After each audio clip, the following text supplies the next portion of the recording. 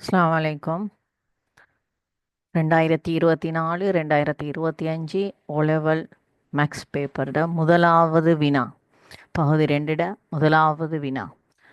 ஒரு தொலைக்காட்சி பெட்டியின் விலை 84,000 உள்ள தொலைக்காட்சி பெட்டிகளின் இருப்பு விற்பனைக்கு உள்ளது. சங்கரி ஒரு தொலைக்காட்சி பெட்டியை வாங்கிய விதமும் ரேவதி வேறொரு தொலைக்காட்சி பெட்டியை வாங்கிய விதமும் கீழே தரப்பட்டுள்ளன. 2 பகுதிகளாக இந்த வினா பிரிக்கப்பட்டுள்ளது. முதலாவது பகுதி சங்கரிக்கு, அடுத்த பகுதி ரேவதிக்கு. முதலாவது பார்ப்போம். சங்கரி ஒரு நிறுவனத்திலிருந்து 84,000 ஆண்டு எளிய வட்டிக்கு எளிய வட்டி ஆண்டு எளிய வட்டிக்கு ஓராண்டுக்கு கடனாக பெற்று தொலைக்காட்சி பெட்டியை வாங்குகின்றார். ஆண்டின் இறுதியில் 10,920 ரூபா வட்டியுடன் கடனை செலுத்தி கடனிலிருந்து விடுபடுகின்றார். சங்கரி எளிய வட்டியின் அடிப்படையில் தான் இந்த தொலைக்காட்சி பெட்டியை வாங்குகின்றாள். ரேவதி வாடகை கொள்வனவு, அதாவது குறைந்து செல்லும் மீதி முறைக்கு மறுமேற்கும் வாடகை கொள்வனவு முறையில் 12 சம மாத தவணை தொகைகளில் வட்டியுடன் பணத்தை செலுத்துவதன் பேரில் தொலைக்காட்சி பெட்டியை வாங்குகின்றார். இங்கு வட்டி குறைந்து செல்லும் மீதிமுறைக்கு கணிப்பிடப்படுகின்றது. எளிய வட்டி தரம் 10 தொடரப்பட்ட வினா. சங்கரி அதன் அடிப்படையில் வாங்குகின்றார். ரேவதி வாடகை கொள்வனவு முறை, அதாவது குறைந்து செல்லும் மீதி முறைக்கு தரம் 11 2ஆம் தவணை பகுதியில் வந்த வினா. இப்போ நாங்கள் 2 பேருக்கும் வேறையா இதை கணிப்பிடுவோம். அதில் கேள்வி என்னென்னா, இருவரும் சங்கரி செலுத்திய மொத்த வட்டியாக 10,920 தான் ரேவதியும் வட்டியாக செலுத்துகின்றார். இருவரும் வட்டியை செலுத்தும் ஆண்டு வட்டி வீதங்கள் தரப்பட்டுள்ள கேள்வியில் வேறு வேறாக கண்டு வாடகை கொள்வனவு முறையில் அறவிடப்படும் ஆண்டு வட்டி வீதம் நிதி நிறுவனத்தினால் அறவிடப்படும் ஆண்டு வட்டி வீதத்திலும் கூடியதென காட்டுக. வாடகை கொள்வனவு முறையில் வட்டி கூட, சங்கரி கொள்வனவு செய்த எளிய வட்டியின் முறையில் வட்டி குறைவு. அப்போ வாடகை கொள்வனவு முறையில் வட்டி வீதம் கூடுதலும், இதில் வட்டி வீதம் குறைவுண்டும் காட்டணும்.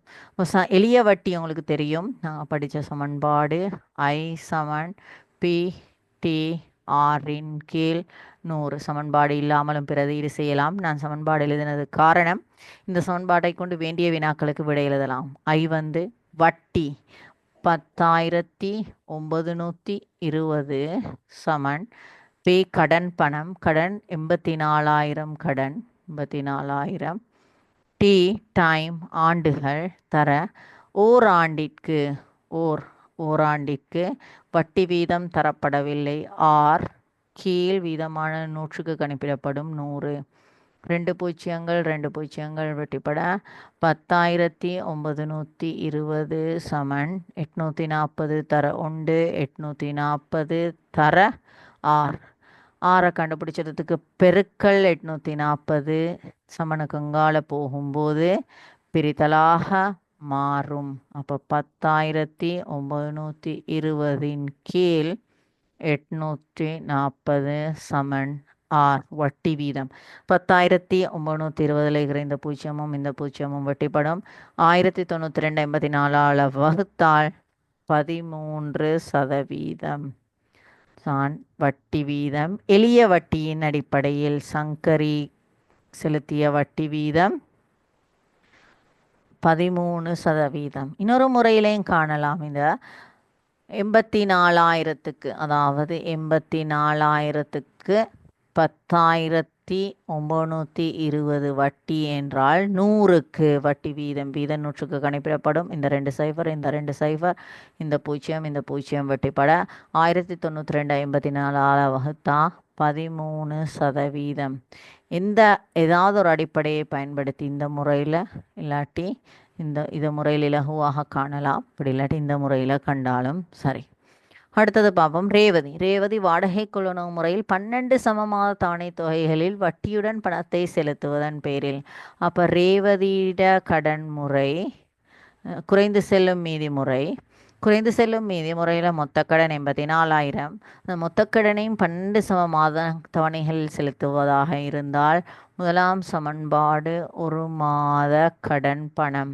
ஒரு மாத கடனானது மொத்த கடன் 84,000 12 சம தவணைகள் ஒரு மாத கடன் பார்க்க 12ஆல் வகுத்தால் 84,012 வகுத்தால் ரூபா 7,000 ஒரு மாத கடன். குறைந்து செல்லும் விதிமுறையின் அடிப்படையில் இரண்டாவது சமன்பாடு மாத அலகுகள் மாத அலகுகள் கணிப்பிடப்படுவது எண்ணின் கீழ் 2 எண் சக உண்டு என்ற சமன்பாட்டை பயன்படுத்தி அந்த சமன்பாட்டில் என்னன்றது தவணைகளோட எண்ணிக்கை சமன்பாடு எழுத வேண்டிய அவசியம் இல்லை. எண் தவணைகளோட எண்ணிக்கை 12 கீழ் 2 இது ரெண்டுக்கும் இடையில தர எண் 12ஓட ஒன்று கூட்டினால் 13. பெருக்கலானது கத்திரிமாறு வெட்டலாம்.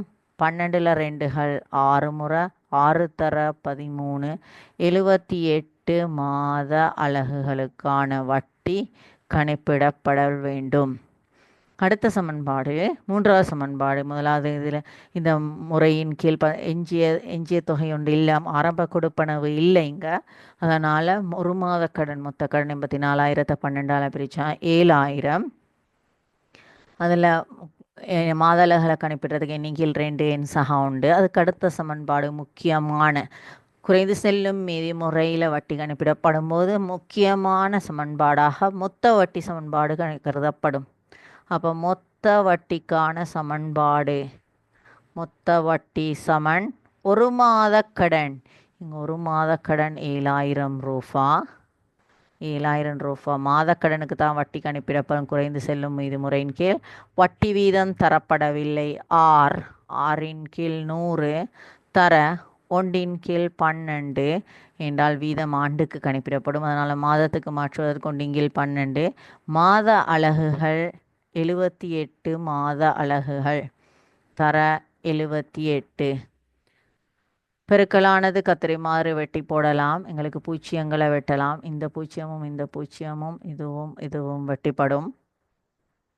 6ஆல் சுருக்கலாம். 12ல் 6கள் 2 முறை 78ல் 6ஆல் வகுத்தால் 13 தடவை. அடுத்தது 70 2ஆல் வகுக்கலாம்.